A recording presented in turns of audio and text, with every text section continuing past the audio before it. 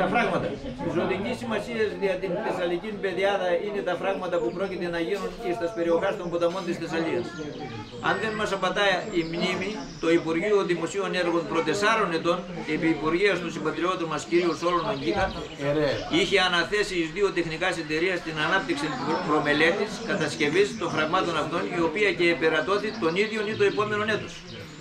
Αλλά είπαμε, αλλά έκτοτε ουδής λόγος εγένετο και ουδέν μέτρον εξηγέρθη για την κατασκευή των.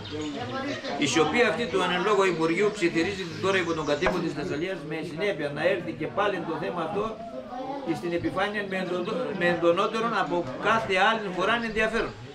Διότι ο εγκλωβισμός των υδάτων στα φράγματα τεχνικά λίμνας, η χρησιμοποίησή των προς άρδευση της πεδιάδος θα μεταβάλουν άρδιν εις μια χρυσοφόρον πεδιάδα με ευνοϊκούς για τους κατοίκους και την οικονομία της αποτελέσματα.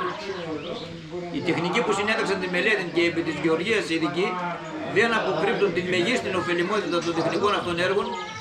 Επίσης και οι κάτοικοι της Θεσσαλικής Πεδιάδος, γεωργοί κατ' επάγγελμα, γνωρίζουν πολύ καλά την σημασία και την ωφελημότητα των φραγμάτων και εύχονται περισσότερο από κάθε άλλον, όπως το ταχύτερον, το Υπουργείο Δημοσίων Έργων μελετήσει το θέμα του και προβεί στην επίλυση του.